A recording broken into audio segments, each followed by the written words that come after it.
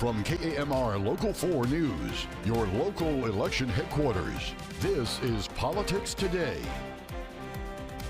Domestic violence calls in Amarillo. We'll take a look at the numbers in recent years and how the department is responding to those calls. And candidates for Amarillo Mayor and City Council share a stage. We'll recap that big event. More than 6,000 domestic violence calls have been made to the Amarillo Police Department each year since 2001. With that amount, how is APD addressing domestic violence in our community? We also asked how the community can help. Politics Today's Maya Clark has the story.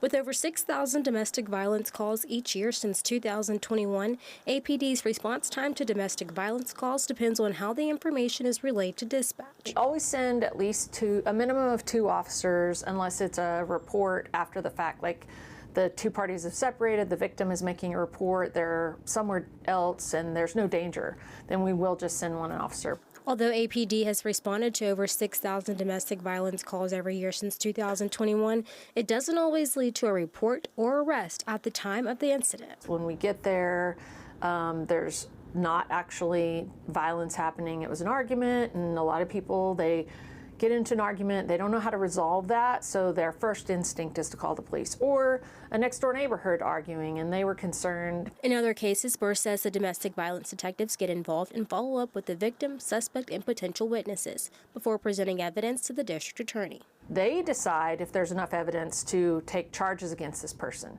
Then if they say, yes, there's enough evidence, then they present it to a judge and the judge signs a warrant. Burr says if you're a witness to domestic violence or suspect that domestic violence is occurring to someone you know, say something. I'm not saying put yourself in the middle of a domestic violence situation, but I'm saying if you look at them and you're like, that person is in danger, then call. And if you can't call because you're standing right there and it's going to be obvious, you can text 911 in Amarillo. Burr adds that in an effort to help find better solutions to addressing domestic violence in the community, APD is doing several things. They're part of the Domestic Violence Coalition, which includes law enforcement and district attorneys from Potter and Randall counties. There's also legal aid services to find better ways to de-escalate domestic violence incidents. They also work to connect people with proper resources. Canyon residents will be asked to approve a $14 million bond, and we are learning more about the biggest plans for that bond if it passes. 63% of the bond will go to remodel and expand the Canyon Fire Department. That includes PPE lockers for gear that needs to be decontaminated and reducing exposure to carcinogens for those on the staff. In October, the department plans to have 24/7 staffing for the first time. We've just outran the design use of the facility. 24-hour staffing wasn't really considered back then. We have female career staff on duty now, but bond's going to be able to allow us to correct a lot of issues that we have. The department will add adequate dining and sleeping areas for the firefighters and build a new training classroom, a new bay, and more space for training. To see what else the bond will improve if passed, head over to our website, MileHighPlains.com. With Election Day just over a month away, Amarillo voters had a chance to hear directly from the candidates. Politics Today's Blas Guerrero spoke with voters to hear their thoughts. The High Plains Republican women and the Randall County GOP hosted a candidate debate that will give voters a chance to hear directly from the candidates trying for Amarillo mayor and city council seats. It all starts at the local level. That's where we really evaluate what our beliefs and values are, and we try to vote for the candidates that represent that. And so hopefully we can do that on up to the state and the federal level. Around 15 candidates took the stage answering questions. The debate is a chance for voters to hear from candidates on issues important to them. I'm very concerned about our city council, and I really think we need some major changes, and we need to get some work done that needs to work for the city, not for one person's agenda. I've had some dealings with the current city council, and they lied to me, so I'm a little here with it. So we'll see. Other voters' main concerns focus on infrastructure. I believe that citizens ought to be informed to be voters. I plan to vote, so I want to be informed about issues and the candidates. Everybody's concerned about infrastructure, and I include myself among those. Water issues and streets. primarily. Voters at the debate stressed that local elections have a direct impact on day-to-day life. And with elections fast approaching, it's important for voters to be ready.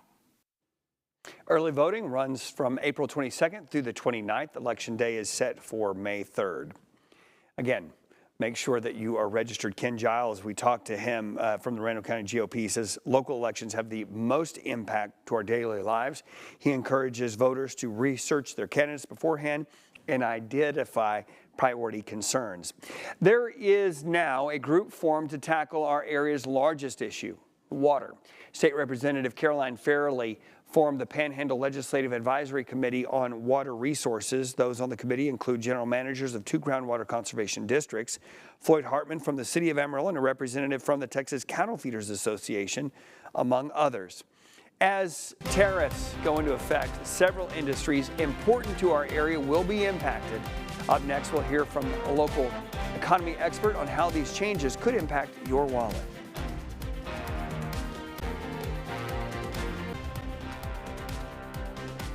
Markets are in turmoil amid President Trump's new tariffs, but the White House insists the economy will bounce back. Friday, the Federal Reserve Chairman weighed in as well. Politics Today's Raquel Martin has the latest from Washington.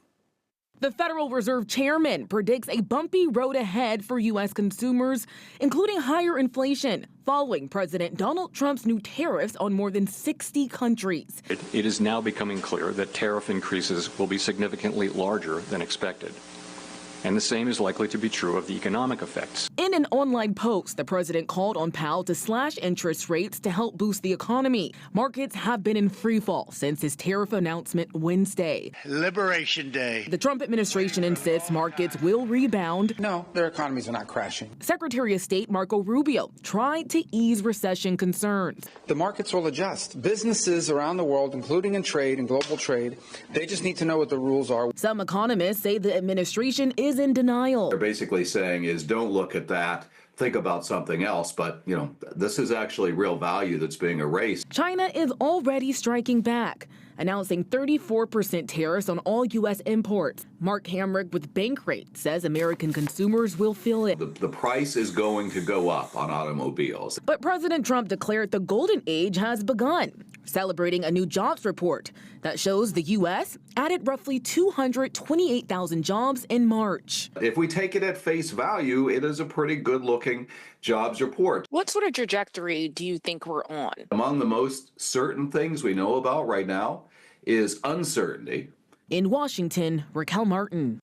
A number of tariffs will be impacting several industries across the board. Politics Today's Maya Clark has more from a local economist who weighed in on how these tariffs can impact our local and national economy.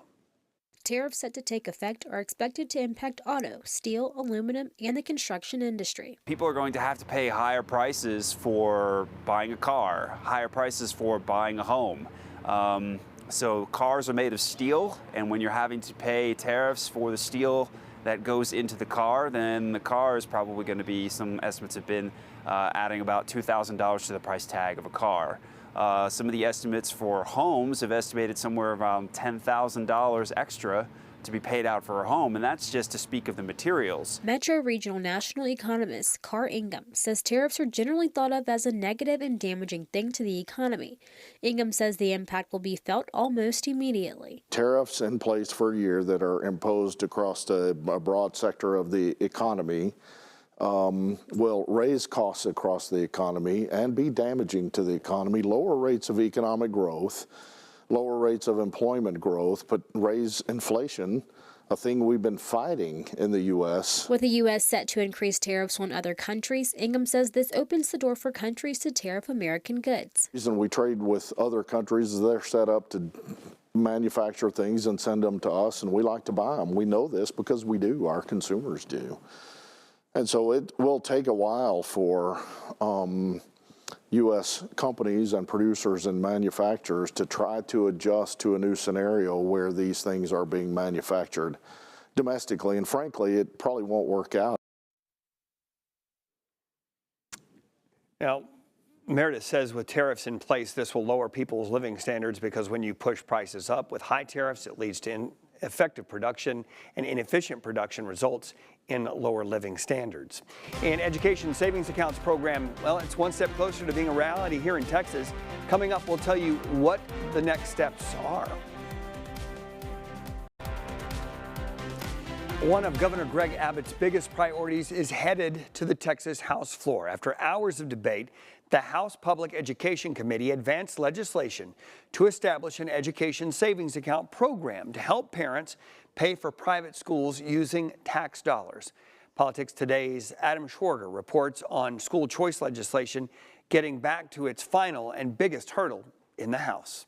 The argument in favor of creating a program to allow families to use tax dollars to help pay for private schools is simple. There are struggling parents in districts and from families that are certainly not as fortunate as you or I are in terms of our economic status.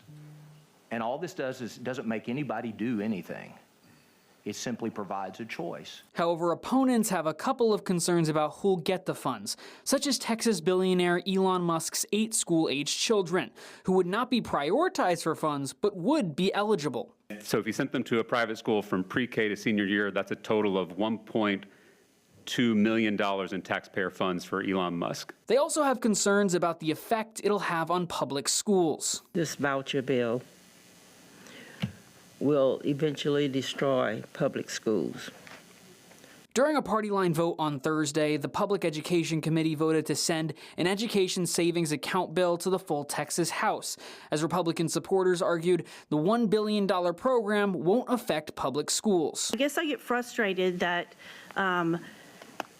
this is somehow taking money away, because it's not taking anything away from the permanent school fund. This legislation now faces its final hurdle here in front of the full Texas House of Representatives. The Republican-led House killed this legislation multiple times last session, but several members who defected lost their primary elections last year, leading to a new opportunity. Right now, time is of the essence, though, as there's only 60 days left this session to get this package done. In Austin, I'm Adam Schwager. Well, the Education Committee also approved legislation to increase funding for Texas public schools. House Bill 2 increases the basic allotment, raising state funding by $395 per student. The committee voted 13-12 to pass the legislation. It now moves on to the full House for consideration. Governor Greg Abbott said this week he has not called for a special election to replace a vacant congressional seat because he believes Harris County is a repeat failure in operating elections. The governor said he wants to give the county more time to run an accurate election, but state and federal lawmakers are demanding the governor make the call now and have even threatened litigation if delays continue. Politics Today's Dylan McKim has a response from the county. Please call a special election today and let the people vote. Houston area lawmakers are demanding Governor Greg Abbott call a special election to fill a vacant congressional seat left by the passing of former Houston Mayor Sylvester Turner. We're losing out on funding and an important vote that impact our district. We need someone in Congressional District 18 that's going to be our voice. That election for Congressional District 18 will need to be held in Harris County. But Governor Abbott said he does not fully trust the county. Had I called that very quickly, it could have led to a failure in that election, just like Harris County has failed in other elections. They need to have adequate time to operate a fair and accurate election, not a crazy election like what they've conducted in the past. In November 2022, Harris County had malfunctioning voting machines at various polling sites, paper ballot shortages, and long waiting periods. An audit by the Texas Secretary of State found repeated issues in multiple elections in 2022 and 2021. The Texas legislature passed a law in 2023 that abolished the elections administrator position in Harris County and transferred election duties back to the county clerk. Harris County Clerk Tanisha Hudspeth said since then, her office has successfully conducted 8 elections and says she's fully prepared to conduct a special election as soon as the governor issues the order. The governor said he will call the election sometime soon. But I want to make sure that Harris County has all the opportunity to get this right. But state lawmakers claim he's playing politics as U.S. House Republicans hold a slim majority. The truth is that Governor Abbott is rigging the U.S. Congress to protect Republicans. House Minority Leader Hakeem Jeffries said House Democrats will likely sue the governor if the delay continues. In Austin, I'm Dylan McKim. The last time Governor Abbott called for a special election was after the passing of former U.S. Representative Sheila Jackson Lee, who also served Congressional District 18. She died last July, and the governor called a special election 2 weeks later. Turner's seat has now remained vacant for 4 weeks. It is an academy that trains the future of emergency management in Texas. Coming up, we'll take you to the Emergency Management Academy and show you how they're preparing emergency responders for when disaster strikes. This morning, several volunteer firefighters lost in the line of duty were honored outside of the state capitol, including 2 from our area. KMAR Local 4's Blas Guerrero has more details from that memorial service. The State Firefighters and Fire Marshals Association of Texas held a memorial service at the Texas Capitol honoring late volunteer firefighters. The service took place at the Volunteer Firemen's Memorial Monument on the south lawn of the Texas Capitol's south lawn, where 11 fallen firefighters were recognized. Among them were the Fire Chief for Fritz, Zeb Smith, and Chief Scott Glass of the Perryton Fire Department. It's really special to be here to just honor what their sacrifice has meant to us and honor what they've done for our communities. The firemen that we have in our rural communities, they're willing to sacrifice their lives to serve and to defend farmland, ranchers. Smith was the fire chief for Fritz, who lost his life after he was injured while fighting a house fire last year. He died after spending more than a week working on the state's largest wildfire. As this year has been, it's been a blessing with the outpouring of things like this that we know that they're never going to be forgotten. Breaking to him and his family and his kids by all means, you know, and it's memories that they'll always have with him, but unfortunately he's not here to enjoy the future with them. So Glass was an assistant fire chief for the Perryton Fire EMS who lost his life after sustaining serious head injuries after working a fire last October. The names of each of the fallen volunteer firefighters were read out loud and will be engraved onto the Volunteer Firemen's Memorial Monument. For the Smith family, today was not a day just to remember him, but to honor his memory. Zeb lived large. Everything he did was large, and he had a laughter. If he said something, he would laugh, and he had a special kind of laugh, and he just would brighten up a room. Families of the fallen received a flag once flown over the Texas Capitol. Representative Caroline Fairley met with some of the families and emphasized the importance of community support and healing for families. Smith's family expresses gratitude for the recognition and honor of their son. They added they have a deep respect for volunteer firefighters and their challenging work. Here's an academy in Texas that is unlike any other around the country that is preparing the future of emergency management. The Texas Department of Emergency Management runs the 8-month program. It's giving cadets hands-on experience to respond to emergencies that impact our state. Politics Today's Dylan McKim traveled to College Station, where the Academy's 3rd class of cadets are preparing to graduate. But before they do, they're putting their training to the test. It's a devastating disaster. An EF3 tornado touched down in a coastal Texas county, destroying infrastructure and derailing this passenger train. Thankfully, none of this is real. It's a simulation at Texas A&M's Disaster City, where emergency response professionals from around the country come to train. Okay, so can you give me an update on what is going on here? For the cadets in this Emergency Operations Center, it's the final test before graduation. Everything is so fast-paced, and you just need to learn how to adapt. Jacqueline Pena is part of the 3rd class of the Texas Emergency Management Academy. They're suggesting that we set one up. She and her colleagues received 1,400 hours of training in all phases of emergency management. They're using all their knowledge to respond to this simulated disaster and set up recovery efforts. Do not have to request any light towers. No other program in the country provides this type of experience. So whenever we go on to the real life, we know what to do. The Department of Emergency Management is responsible for coordinating and communicating with local and state resources during emergencies like wildfires, floods, or train derailments. The agency recognized a need to build up an emergency management workforce. That gives them the courage and the experience to go out and do it in the real world. Lisa Ruby was in the Academy's 1st class and now is an instructor. Some graduates like Ruby stay with TDEM, but others like Jacqueline move on to other jurisdictions, bringing with them the knowledge and training from the Academy. And having those partners and us working together and having that same knowledge and training is extremely important to building the future. In College Station, I'm Dylan McKim. We'll wrap things up after this quick break. Keep it here. As always, you can check out myhighplains.com if you want more on any of those stories. And before we go, I do want to say thank you to a good friend of mine.